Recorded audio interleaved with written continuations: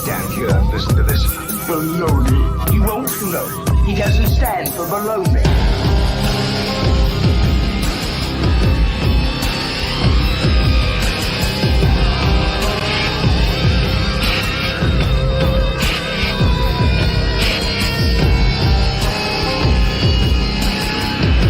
Sounds like a lot of supernatural baloney to me.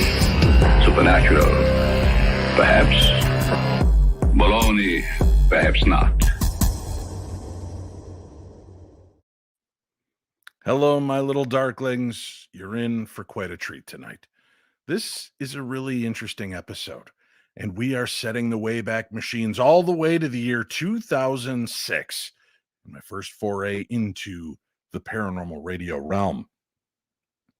Launching that year was a bit tenuous, trying to come up with guests that would be amazing. And at the end of 2005, I had been invited to Penn State University to be a special guest of Grant and Jason from TAPS, from the TV show Ghost Hunters. So I was in attendance and had a chance to meet so many fantastic people that helped launch my radio career. Jason Hawes and Grant Wilson, my hosts for the weekend.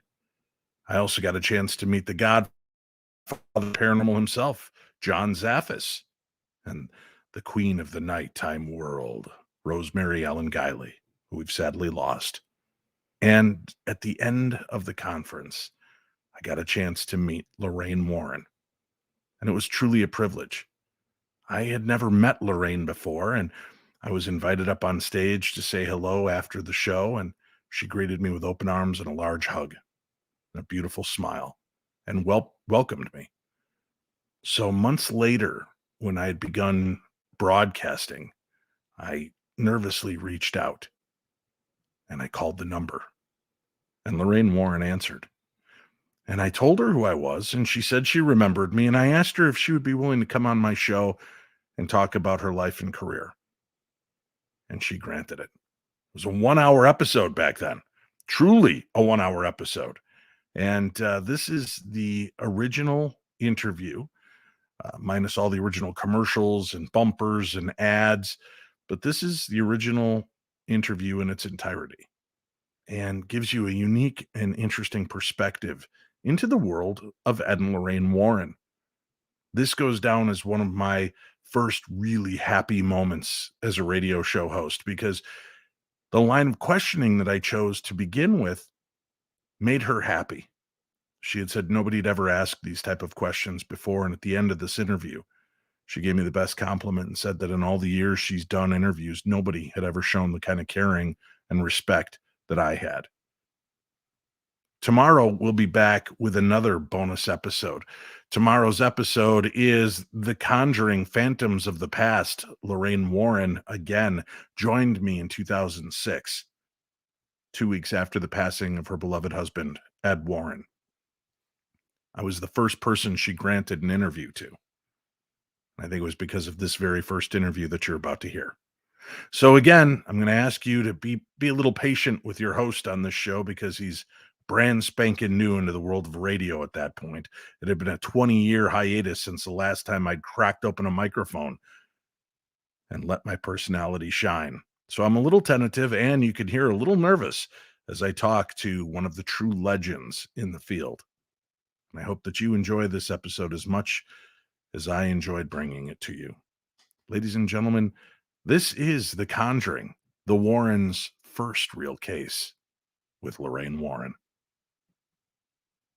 Guest coming on to the show. This is somebody that anybody that's involved in the paranormal or research has probably read one of their books, has seen a movie based on one of their stories, or so on. We've got with us psychic researcher, paranormal investigator, Lorraine Warren. Good evening, Lorraine. Thank you very much for joining us. Good evening, David. It's nice to be with you. I appreciate you spending the time with us this evening to talk about your cases. And, you know, most people, and we'll mention this real quickly up front just to get it out there, and then we'll talk about the other stuff that we've got.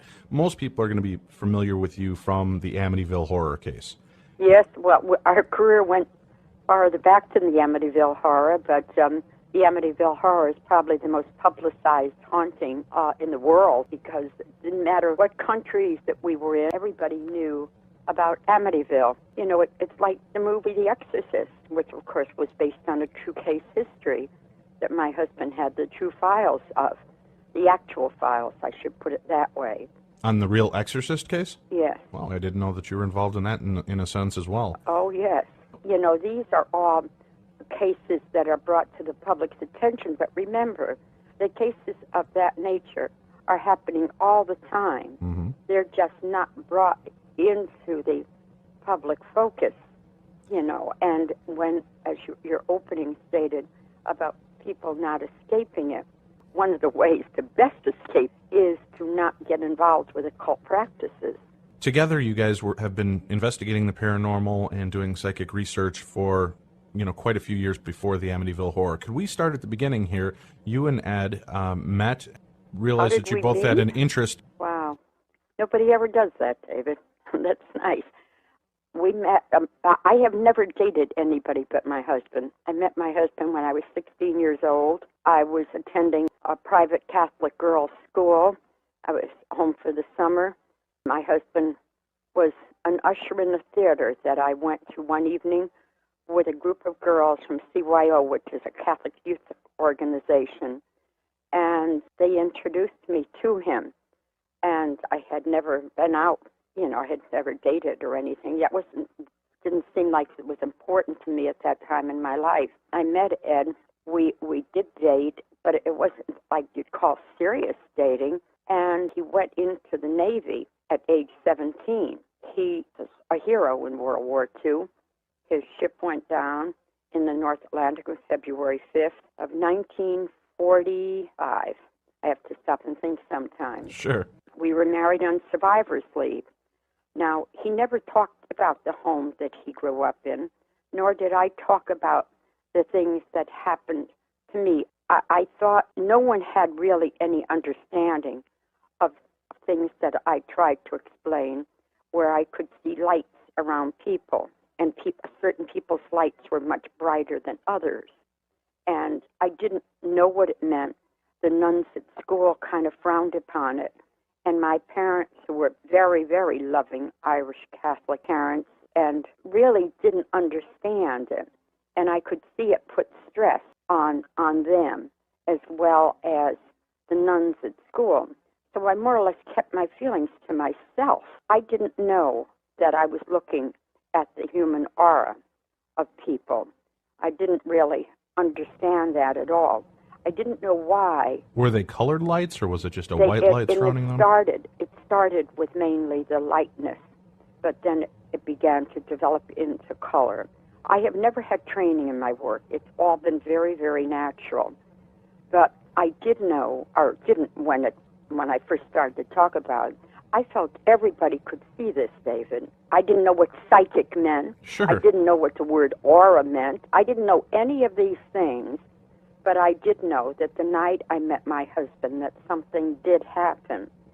But why it happened, I didn't know. And why I moved to do what I did at that time, I still don't know.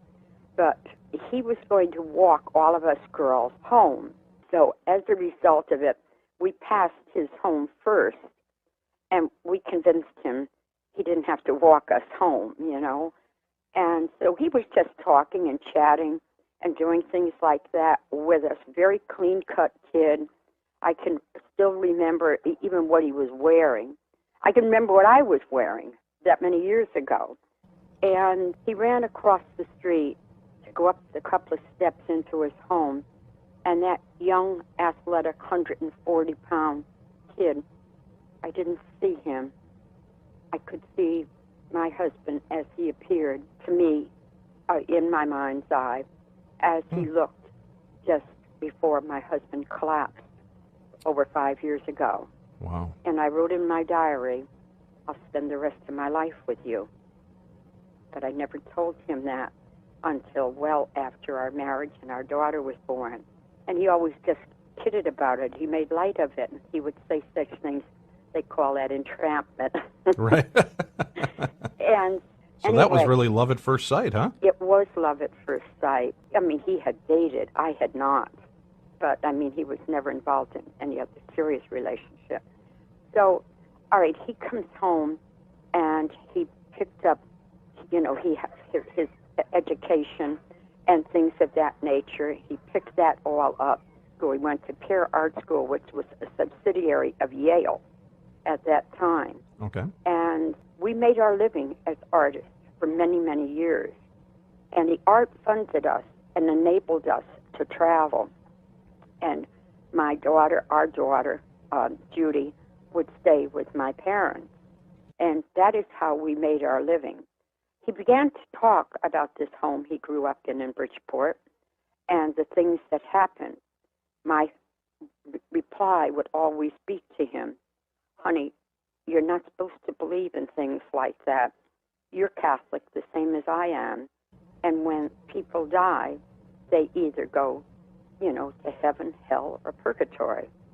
Can you give us a little insight? What type of things did Ed see growing up? What was at his He home? lived in a home from the age of 5 until the age of 12 that had an enormous impact on his life. The things that happened in that home were so terrifying and so frightening that if he went home as a young boy and no one was home, his father was on the state police, if no one was home, he would sleep outside rather than to go in that house. Wow. It was so bad, the things that happened in that home. He talked about the clergy always being there and always blessing the home. But there was never, ever an answer to what took place in that house and why these things occurred. Was Ed an only child? No, Ed had a twin sister and an older brother. In fact, his older brother was 5 years older than him, and his older brother passed away maybe about 7 or 8 years ago now. And on his deathbed, Ed said to him, where were you, Frank? Where were you when all of that stuff happened in that Jane Street house? So he told my husband, for the first time, both of them as older men now, I could never stay in that house. That house was so bad. And he would say he was in sports. He would stay either at the coach's home. He would stay with a neighbor. He would stay with friends. But he never wanted to stay in that house. Did it affect Ed's sister as well? The sister would always be with the mother. She would, wherever the mother would go, the sister would go. But the boys were brought up to believe they were men. Men can Right. take care of themselves. Right. And I guess that's how Ed developed his maturity to be able to enlist in the Navy and to make 4 crossings across the North Atlantic in active duty before he ever reached his 18th birthday. Of course, naturally, it builds a lot of character, and he does have tremendous character. And everybody will talk about that. So he began to talk about it, and this is what it really boils down to this, David. Okay. He needed to satisfy his curiosity regarding what occurred in that home. Did that really happen to other families, or was his family just picked to have that happen? And what did it all mean? Were his parents affected by what was going on in that Most house? Definitely. Okay, so it wasn't just something that No. as soon The as mom and whole dad came home, family. everything settled down. That's Okay. why the mother wouldn't stay home and the father was working. And as a result of all of this, he began to realize that he wasn't all alone. Right. But every haunting, as every family, are not the same. The emotional makeup of people who live in these homes are very, very important. And the structure of the family is very, very important. Now, Ed's dad was very, very religious, but very, very stern, a very stern man. And so, that's how he treated his family, exactly that way. I could never say nothing about his father, nothing. I can't say anything about his parents, period. Right. And for him, that had an impact on his life. His whole life was affected by that. Never answered. Say things to him like, I can't believe that you want to do this. I can't believe you want to go in these places, because I don't. Right. I don't. You were the voice of reason, huh? I don't want to go in these places. Sure. But the more homes that I would go into, and to be very personal about it with you, I didn't think I was doing something that was right, so I would confess it.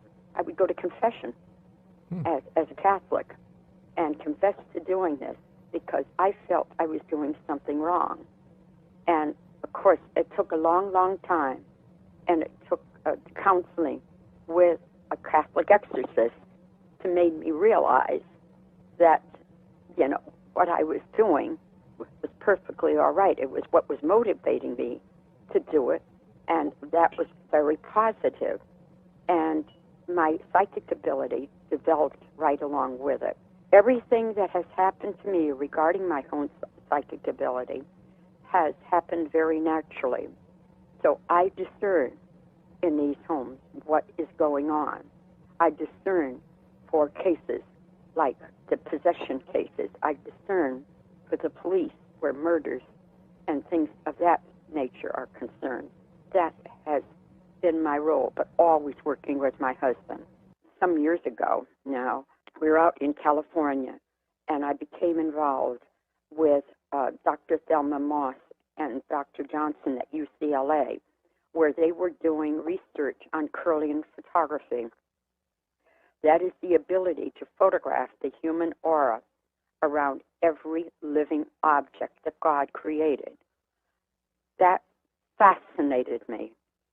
Here is an answer. Here is something that I had been able to see from the time I was a little 9-year-old girl, that I could see these lights around people. And as a result of that, science had the answer for being able to read these things, which is quite fascinating, by the way. And when you were able to see these auras, when you saw the photography, did the pictures match up with the colors and the lights that you saw? Yes, they do. Okay. So what they wanted to do with me, they would allow me to work with them in the lab if I allowed them to work with me as a natural psychic, no training. As a result of that, gave me confidence, you know, and then working with this priestess, Father Charbonneau, that also, who, by the way, became a very personal friend to Ed and myself, and had worked a great deal, and still very much involved in our life. That's kind of the stepping stones that got us started into the work we're involved in today. Were you seeing spirits growing up as well, or were you just seeing the aura lights? I was just seeing the aura. I never did begin to actually see spirits until I started going in these homes where active phenomena was going on. Seeing the aura, and then the next step of that would have been the spontaneous thing that happened to me at age 16. Well, you know what? Why don't we cover that? We're going to go to a quick break here. Our guest is Lorraine Warren. She's a psychic researcher, a paranormal investigator, and along with her husband, Ed Warren, they are probably two of the most prominently and well-known paranormal and psychic investigators in the world. We'll be back to talk more with Lorraine about her personal experiences and along with what she did with Ed throughout the long and illustrious career that they've had investigating the paranormal. We'll do that right after this.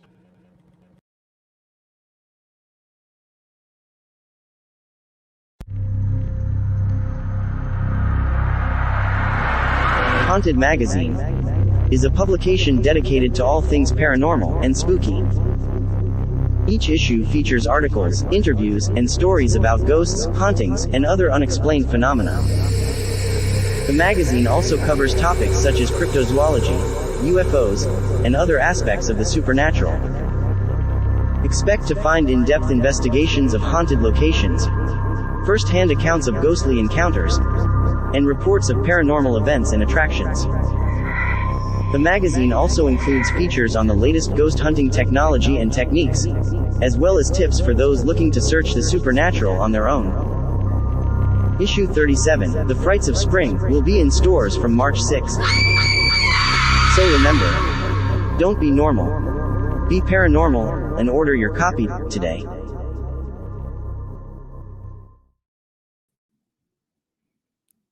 Summer is almost here, and it's time to find that new home. Start making that dream a reality. If you want to purchase a new home, but you're just not sure where to start, your first step is knowing your buying power. Well, how can you do that? Very simply, contact my wife, Winnie Schrader. She's a loan officer, NMLS number 2322331. You can contact her at 763-203-9641.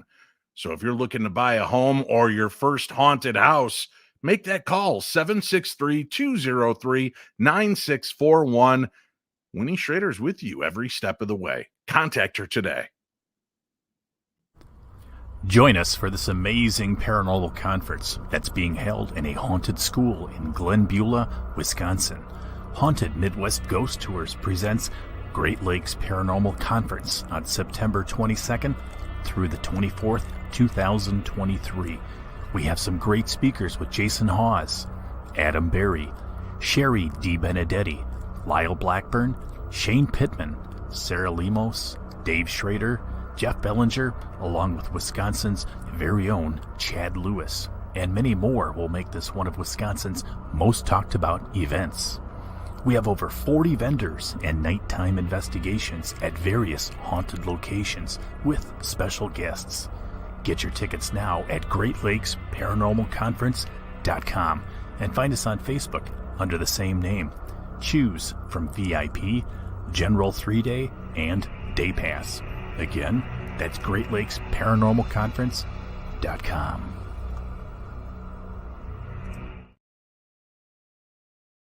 Our guest this evening is Lorraine Warren. Lorraine and Ed Warren have been paranormal investigators and psychic researchers for decades and have covered some of the most amazing cases in the world. And right now we're going back in time. We're trying to find out a little bit about Lorraine and Ed when they started this. And as we heard in the first segment, we were talking about her meeting Ed and Ed's fascination with the paranormal and her abilities to see the aura around people and being able to test it against actual photography that could do the same thing. So just before we went to break, you said that there was something that really kind of kicked it into gear for you to let you know that you're in the right path. Why don't we continue there, Lorraine? Well, I guess once I realized regarding the aura, that kind of opened my eyes to the fact, not the important aspect of the fact that science was able to prove something of that nature, but the fact that that must have meant that there were many people that were also seeing that. Otherwise, why would that research being done in the area of Kirlian photography? And now, in all these years, there is a man in Moscow, and he's an attorney, and he is involved with a Russian Orthodox church over there in helping them, and involved in exorcisms and all. And I've been helping him with these cases and helping him to better understand and teaching him things that are helpful to him.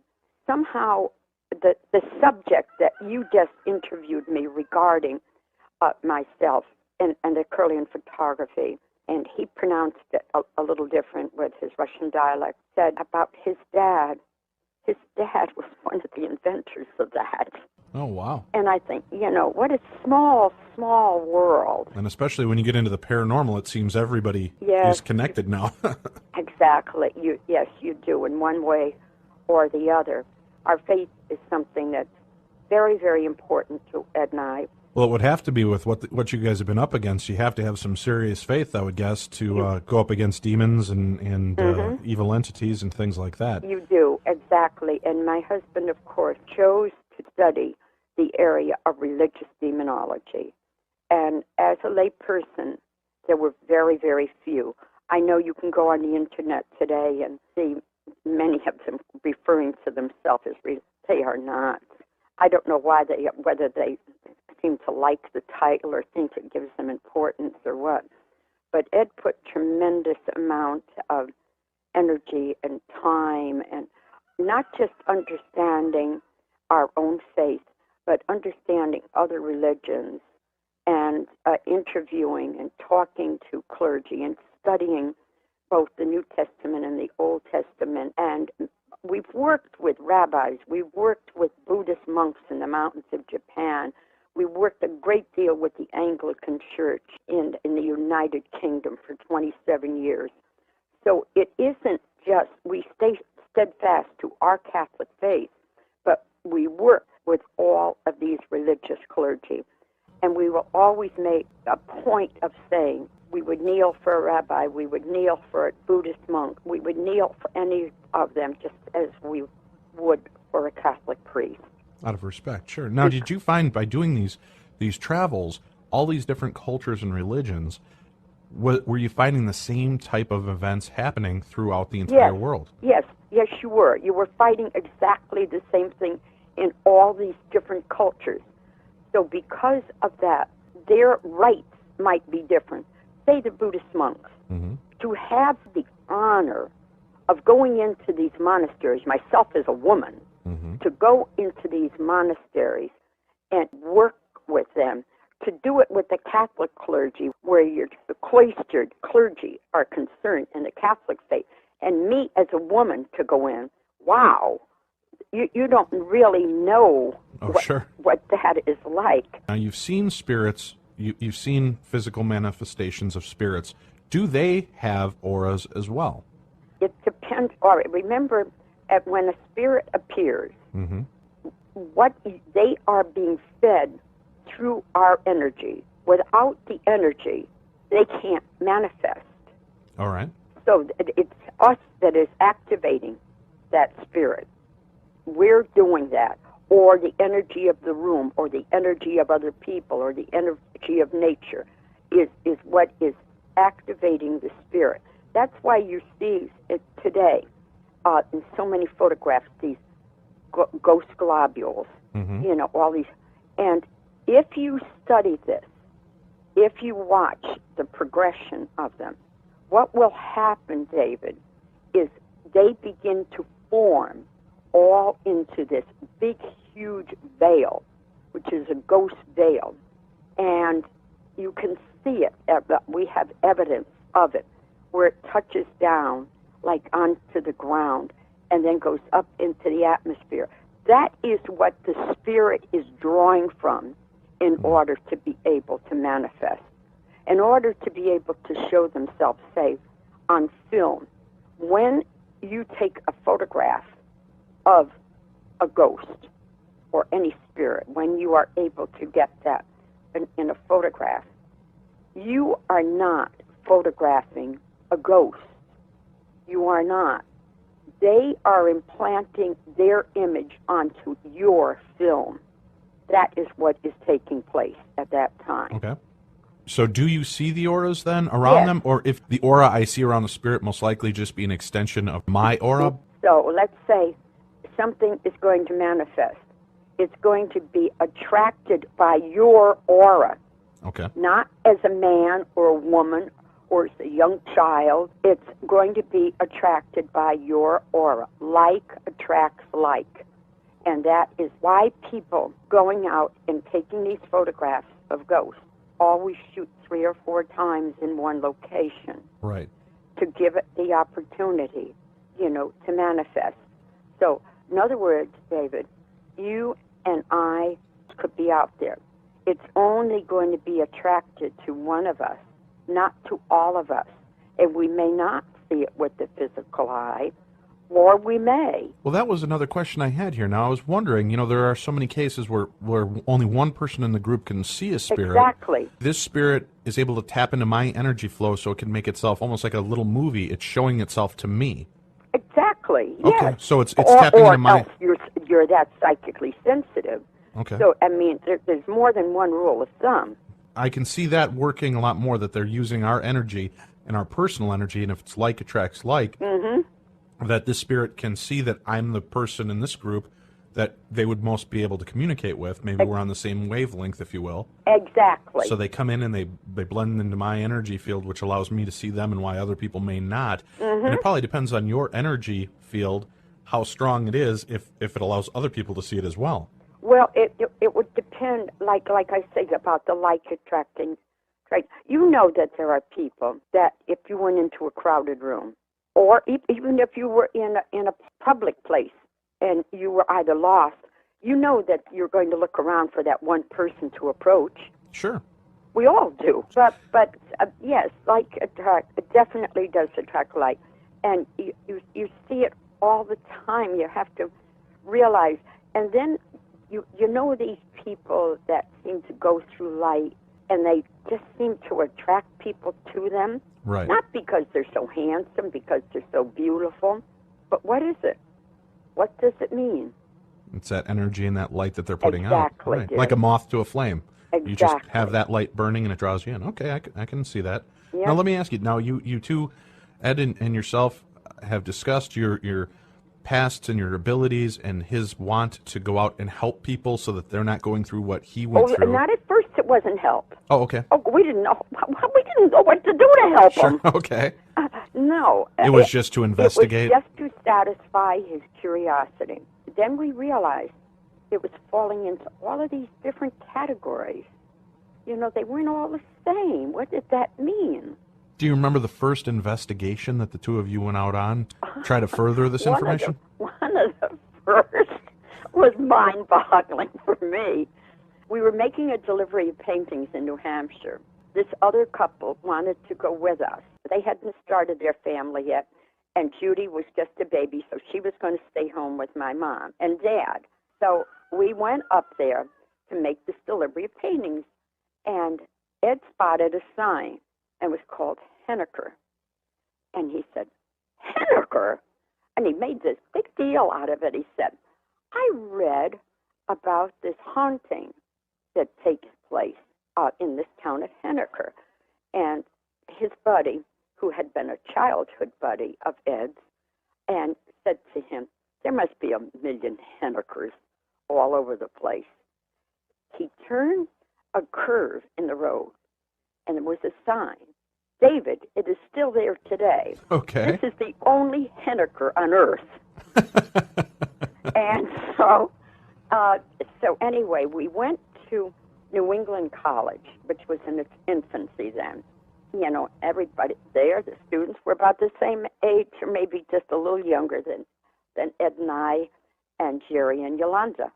We went up and asked them if they knew anything about this Oceanborn Mary house. Oh, yes. So they told us how to get there. And this was a very, very unique kind of a haunting. And this woman's spirit continued to haunt this house.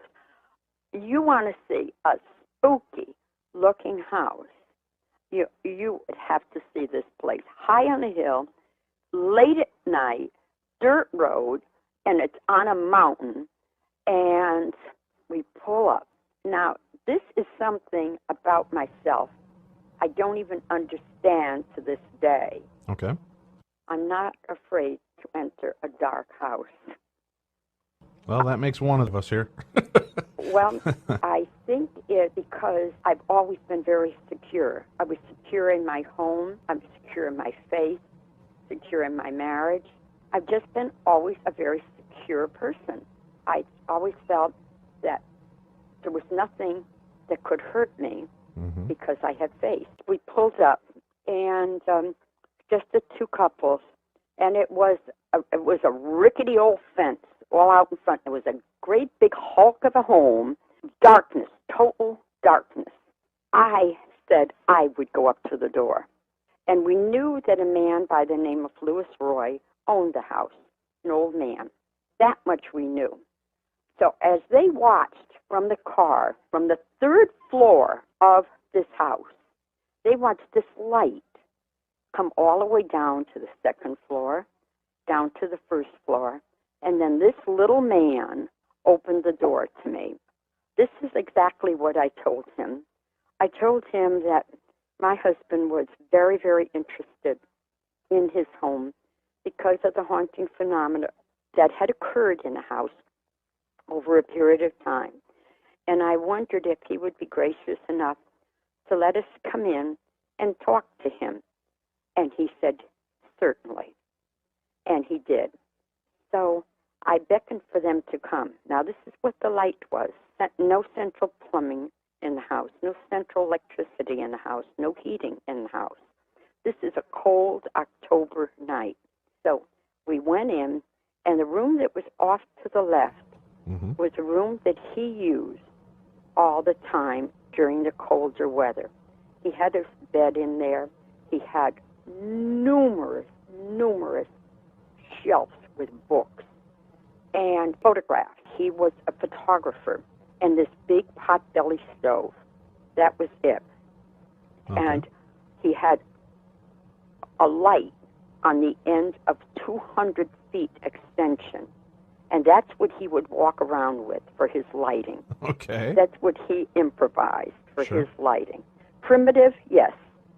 And so we sat down, and Ed began to interview him regarding the sightings of this woman referred to as Oceanborn Mary.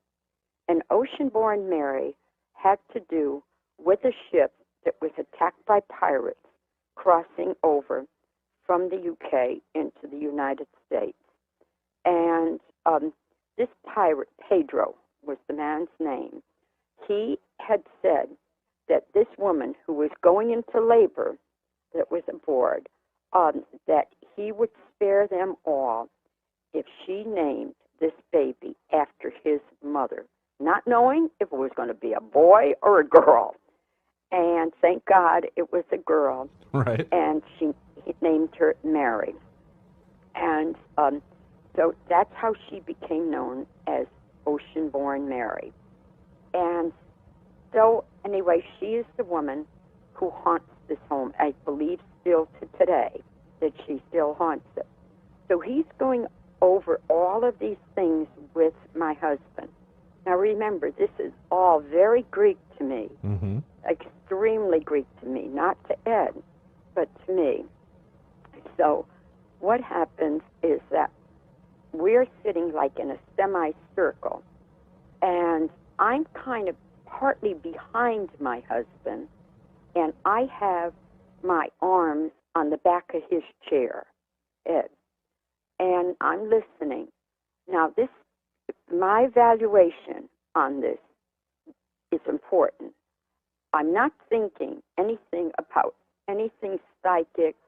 So remember, I don't even know what that even means. Right. But what I'm thinking is how sincere this man is. And I was able to discern that, not knowing I was discerning, Right. just using common sense. Mm-hmm. So all of a sudden, my ears began to ring. My ears rang so loud that it blotted out everything in that room. Blotted out my husband's voice, Mr. Roy's voice. I couldn't hear anything, but I could see, and I was aware, totally aware. And it was as if somebody came behind me now and grabbed my shoulders, and there's a tremendous jolt to my body. I was out of my body, and I was on the second floor looking down. It was spontaneous. Everything that has happened to me regarding my ability has been things that happened spontaneously and naturally. And all of a sudden, Ed, I guess, needed to ask me something, and he turned, and he said that I just stared straight ahead, and he couldn't awaken me, and he became panicky.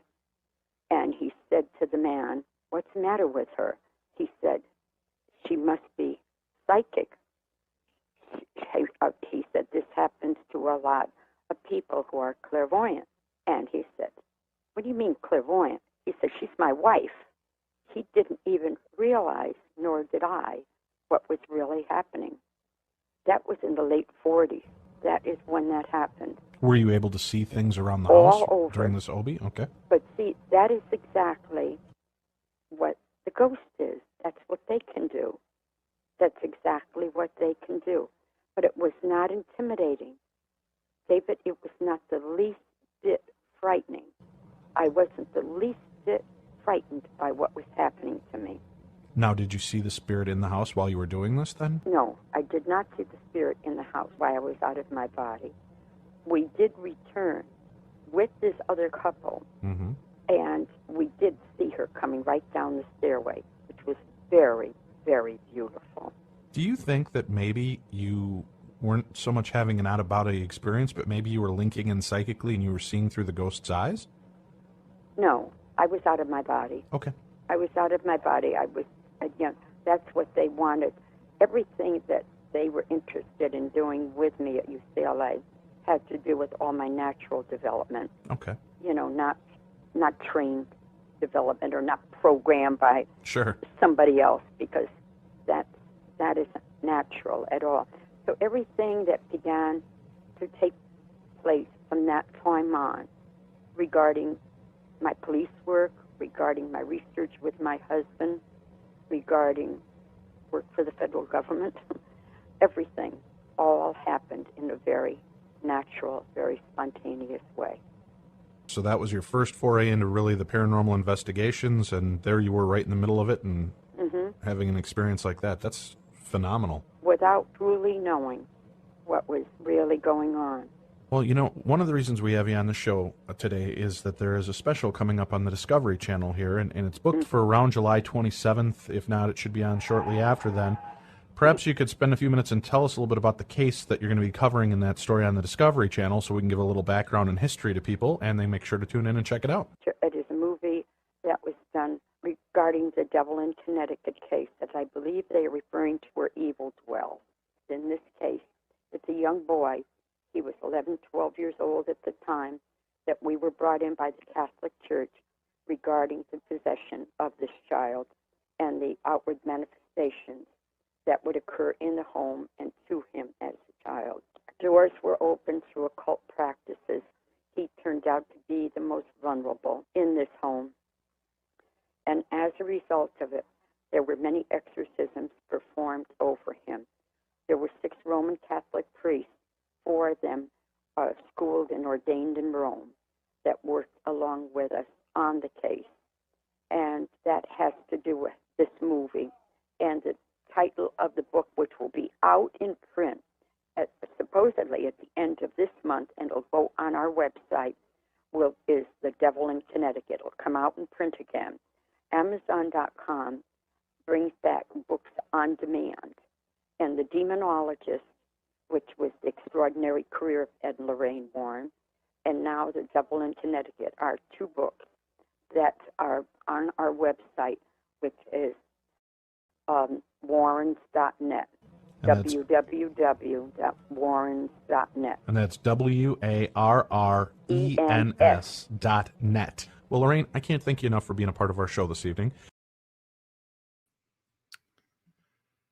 And that wraps up our first interview with Lorraine Warren from 2006. If you were listening at the end, just before she began talking about this new special that was about to air, The Devil in Connecticut, we caught a live EVP. I'm going to take that clip of that EVP and I'll post it on my social media tomorrow so that you can hear it again. And if you'd like to share it, feel free to do so. It was one of the most chilling things I remember hearing. And after the interview, I asked Lorraine if she heard that, wondering if maybe it was Ed, who was home, hospitalized at home. She was taking care of him. She said, "No, David, he's sleeping." And she did not hear it. Now, throughout the entire episode, you did hear the rooster crowing that they had, and the rooster was prevalent throughout, but that voice, and I think somebody in our chat said squealing wheels. Oh, that's not squealing wheels. You get a chance to go back and listen to that, you'll hear it for yourself. Very chilling, very strange. Tomorrow we return, and we're going to do another episode, The Conjuring, Phantoms of the Past, where Lorraine talks about some of the bigger cases, Enfield poltergeist, the Borley Rectory, and the ghost nun she encountered, and working with the spirit of famed paranormal investigator Harry Price. Again, this was our second interview together, and it was the first interview that she granted after the passing of her beloved husband, Ed Warren. It was a real privilege to be able to speak with her. We'll share that tomorrow, and I'd like to thank you all for coming here and spending some time tonight revisiting old memories. And again, I hope that the darkness is just a little brighter with the lights and the memories that we share here on the Paranormal 60. Until tomorrow, my friends.